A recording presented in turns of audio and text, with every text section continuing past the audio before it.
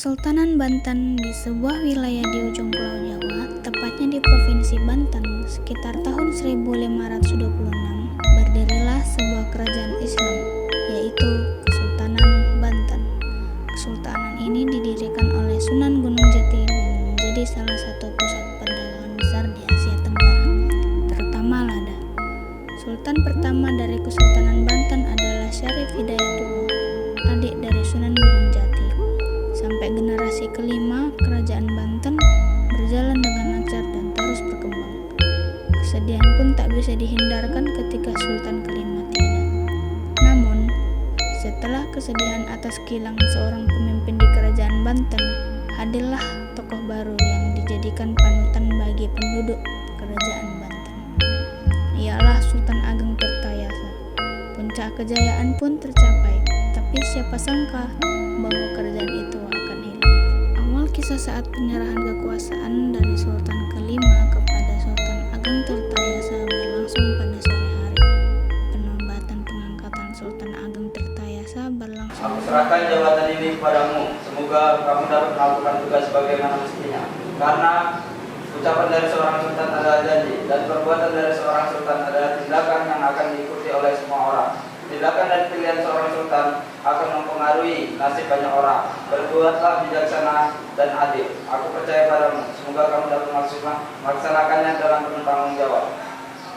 Terima kasih. Insya Allah aku akan melakukan semuanya dengan baik dan benar.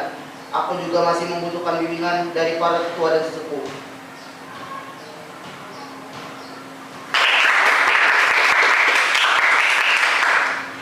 Selamat tuanku telah menjadi raja yang baru. Terima kasih. Wah, selamat tuanku. Pangeran, raja di kerajaan ini. Terima kasih istriku. Mari kita majukan kerajaan Banten bersama-sama. Selamat Ayahanda. Ayahanda sekarang bukan hanya sekedar kepala keluarga, melainkan pemimpin dari kerajaan ini.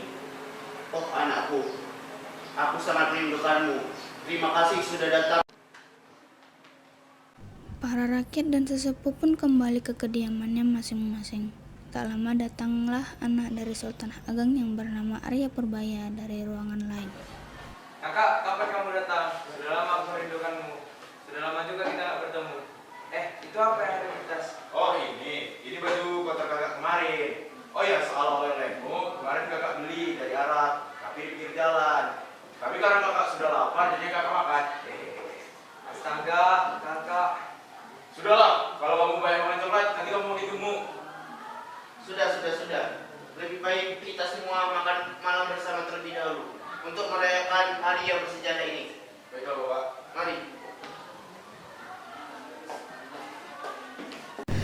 Sudah berbulan-bulan sejak hari penobatan itu, Sultan Ageng pun melakukan tugas-tugasnya seperti membuat irigasi, memperhatikan kesejahteraan rakyat, menemukan solusi untuk mengatasi permasalahan sosial, dan tugas lainnya dengan baik. Kerajaan-kerajaan Banten pun berkembang dengan pesat karena kelihayan Sultan Agung dalam mengelola kerajaannya. Oleh sebab itu, Belanda mulai datang dan memata-matai keluarga Sultan dan lingkungan kerajaannya. Setelah itu, Syif dan istrinya bergegas pergi ke Istana Surosowan. Tak lama, di perjalanan tibalah mereka di Istana Surosowan dan menemui Sultan di Istana Surosowan. Namun, tak disangka-sangka, kedatangan mereka sebagai perwakilan dari VOC ditolak tegas oleh Sultan Ageng. Ternyata, usaha yang dilakukan oleh Syif dan istrinya juga belum berhasil. Akhirnya, Syif dan istrinya diusir oleh pengawal Sultan. Syif dan istrinya diusir dari kerajaan dengan terpaksa. Sesepuh, apakah tindakanku mengusir mereka tadi sudah benar? Bagaimana jika mereka melakukan penyerangan? Aku bukannya takut untuk berperang, namun berapa banyak nyawa harus melayang jika terjadi peperangan? Rakyat Banten akan sengsara. Tindakanmu sudah sadar dan berani. Walau bagaimanapun, mereka mencoba memonopoli perdagangan di Banten. Rakyatlah prioritas utama kita, walaupun akan terjadi peperangan. Tuanku tenang saja. Prajurit kita terkenal dengan prajurit yang berani, tangguh, dan setia. Walaupun kita tidak tahu kepadanya terjadi seperti apa, kita hanya perlu berdoa dan bertawakal. Benar perkataanmu, sesepuh. Terima kasih selalu membimbingku dan mendampingiku di segala situasi. Sekali lagi, aku ucapkan terima kasih. Ini memang sudah tugas sebagai pemimpin. Masalah tak dapat dihindarkan begitu saja. Beberapa minggu kemudian, setelah negosiasi antara VOC dengan Sultan, segerombolan nelayan datang ke istana Sultan untuk melaporkan apa yang telah mereka alami. Kerajaan kita sudah berkembang sangat pesat sejak kita mengusir para VOC.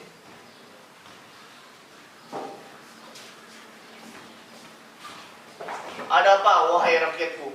Maaf rajaku, prajurit VOC dari pagi datang. Dan mereka memblokade kapal-kapal perdagangan asing serta menghancurkan kapal-kapal milik kami. VOC, bantah. Benar, berani-beraninya. Sesepuh, kirim 100 prajurit ke sana sekarang juga. Balas hancurkan kapal-kapal dagang mereka dan pastikan mereka membayar atas perbuatan mereka. Baru pastikan tidak ada rakyat yang terluka.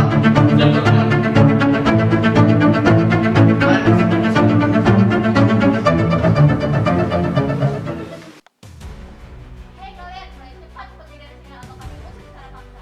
Katakan siapa kamu di sini dan katakan berharga ini agar kalian semua sekarang. Mari kita masuk di cepat pergi. Baiklah.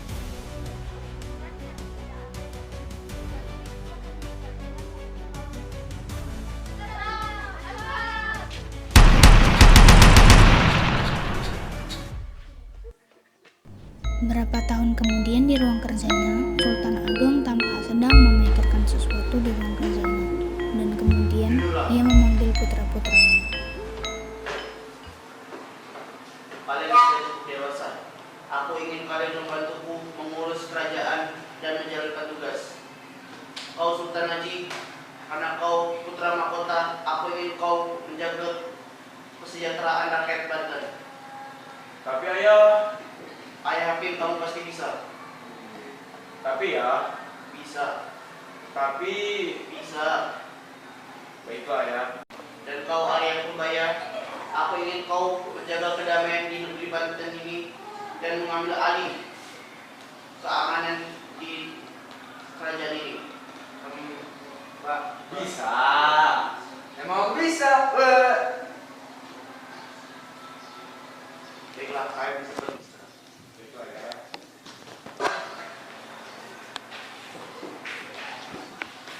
Saat makan malam keluarga Sultan, Apa yang sudah kalian lakukan hari ini, wahai putra-putraku?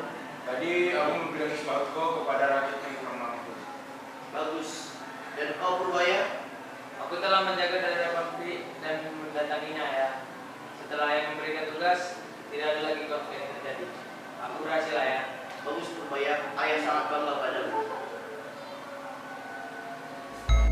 setelah makan malam selesai, Sultan Haji berjalan sendiri keluar istana. Sultan Haji iri dan merasa kesal menurut dia juga telah melakukan ini dengan baik, tapi ayahnya hanya membencinya sekali.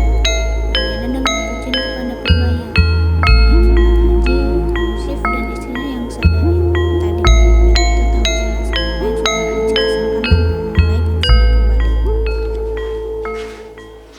Sultan Haji kenapa? Ratu wajahmu seperti sedang kesal. Kalian siapa? Apakah itu sangat terlihat? Aduh, jangan sampai rautan di wajahku bertambah. Perkenalkan, aku Wilma dan ini Sir. Oh, perkenalkan, namaku Sultan Haji, putra mahkota Kerajaan Banten. Ya, kami sudah banyak mendengar kedermawanan Anda, Sultan. So, apa yang membuat Sultan yang dermawan ini merasa kesal? Ah, tidak. Aku hanya iri kepada adikku. Ayahku terlalu membangga-banggakannya. Apakah menurut kalian aku terlalu berlebihan? No, it's very well, Sultan. Menurutku, Pangeran Tirtayaksa lebih menyayangi Pangeran Arya Purbaya. Hah? Kalian mengetahuinya?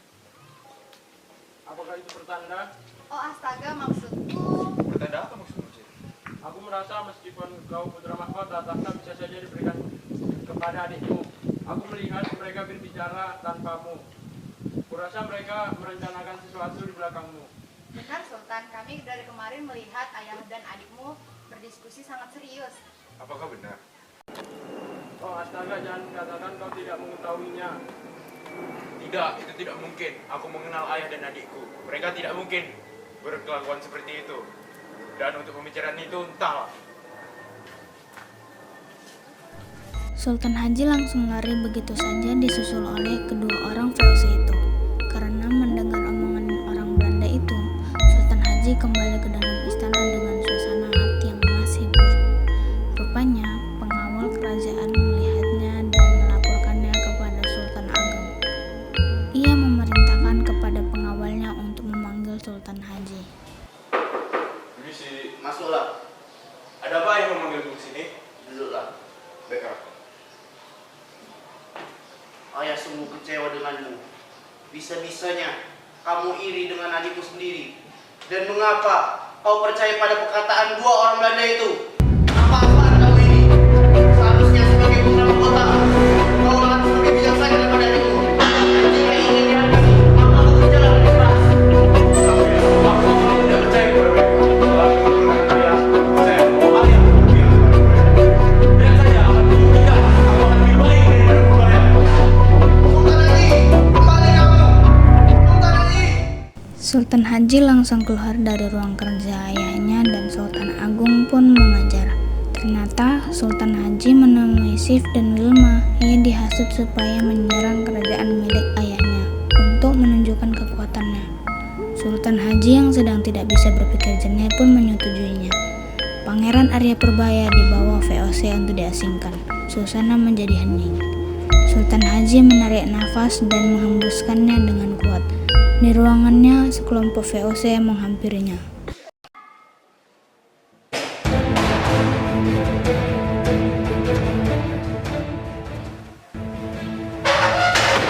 Apa-apaan kalian? Kalian masuk tanpa izin penjagaku.